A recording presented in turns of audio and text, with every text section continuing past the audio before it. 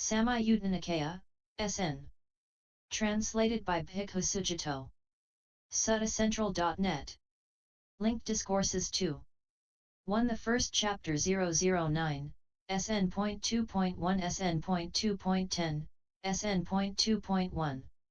With Kassapa, first, so I have heard. At one time the Buddha was staying near Savatthi in Jeta's grove, Anathapindika's monastery. Then, late at night, the glorious god Kassapa, lighting up the entire Jeta's grove, went up to the Buddha, bowed, stood to one side, and said to him, "The Buddha has revealed the mendicant, but not his instructions to a mendicant. Well then, Kassapa, clarify this matter yourself. They should train in following good advice, in attending closely to ascetics, in sitting alone in hidden places, and in calming the mind." That's what the god Kassapa said, and the teacher approved. Then Kassapa, knowing that the teacher approved, bowed and respectfully circled the Buddha, keeping him on his right, before vanishing right there. SN.2.2 with Kassapa, second. At Savatthi, standing to one side, the god Kassapa recited this verse in the Buddha's presence. Suppose a mendicant is a meditator, freed in mind. If they want to reach the heart's peace, having known the arising and passing of the world, healthy-minded, independent, that is their reward. SN.2.3 with Magga. At Savatthi. Then, late at night, the glorious god Magga, lighting up the entire Jeta's grove, went up to the Buddha, bowed, stood to one side, and addressed the Buddha in verse. When what is incinerated do you sleep at ease? When what is incinerated is there no sorrow? What is the one thing whose killing you approve? When anger's incinerated you sleep at ease.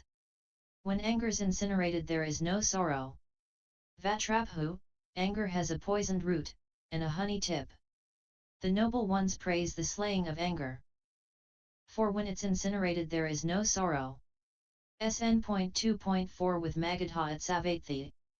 Standing to one side, the god Magadha addressed the Buddha in verse, "How many lamps are there, to shine their light on the world? We've come to ask the Buddha, how are we to understand this? There are 4 lamps in the world.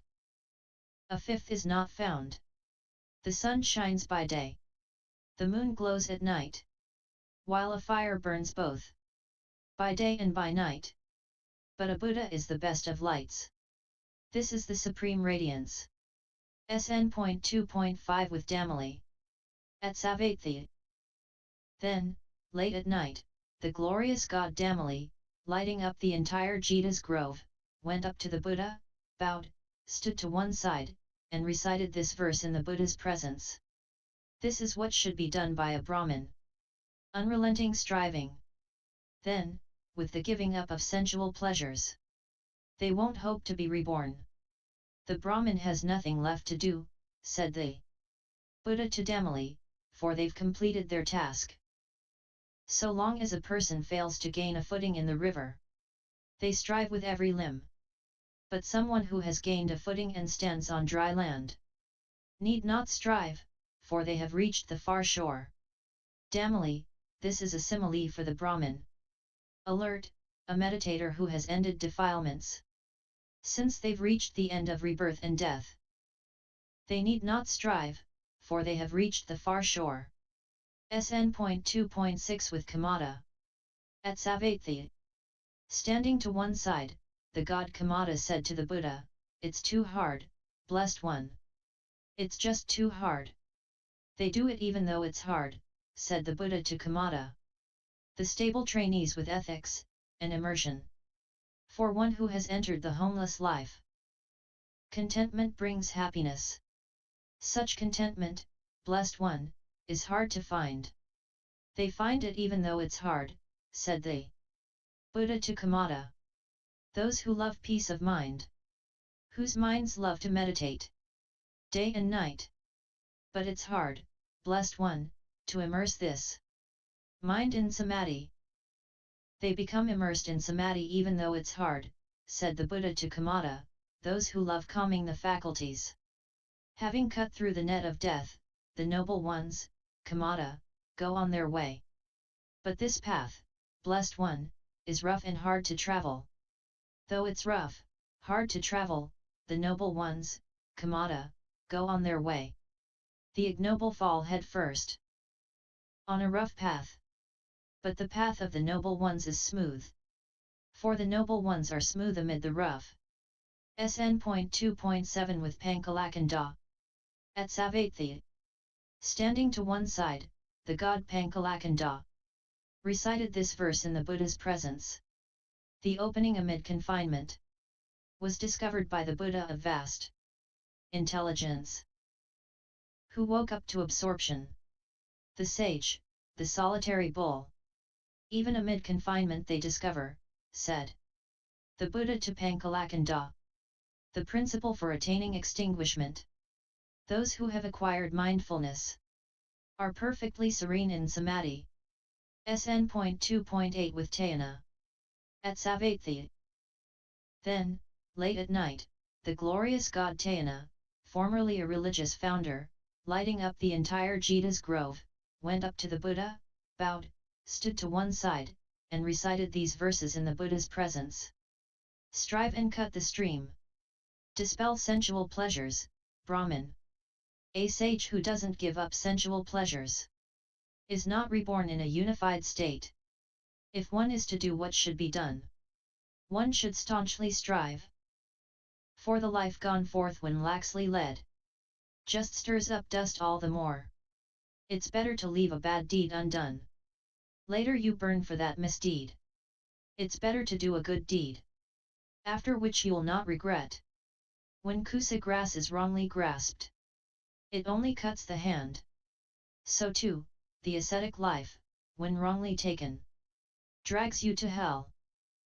Any lax act, any corrupt observance, or suspicious spiritual life, is not very fruitful. That's what the god Tayana said. Then he bowed and respectfully circled the Buddha, keeping him on his right side, before vanishing right there. Then, when the night had passed, the Buddha told the mendicants all that had happened. Mendicants, tonight, the glorious god Tayana, formerly a religious founder, lighting up the entire Jeta's grove, came to me, bowed, stood to one side, and recited these verses in my presence. The Buddha repeated the verses in full, adding, "That's what the god Tayana said." Then he bowed and respectfully circled me, keeping me on his right side, before vanishing right there. Mendicants, learn the verses of Tayana. Memorize the verses of Tayana. Remember the verses of Tayana. These verses are beneficial and relate to the fundamentals of the spiritual life. SN.2.9 The Moon. At Savatthi. Now at that time the moon god had been seized by Rahu, lord of demons. Then the moon god, recollecting the Buddha, at that time recited this verse. Homage to you, Buddha, hero. You're freed in every way. I've wandered into confinement. Be my refuge. Then the Buddha addressed Rahu in verse concerning the moon god. The moon god has gone for refuge to the realized one, the perfected one. Rahu, release the moon.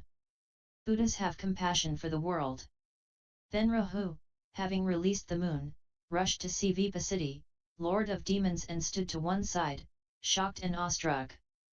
Vipasiddhi addressed him in verse. Why the rush? Rahu, you released the moon and came here looking like you're in shock. Why do you stand there so scared? My head would have exploded in 7 pieces. I would have found no happiness in life, if, when enchanted by the Buddha's spell, I had not released the moon. SN.2.10 The sun. At Savatthi.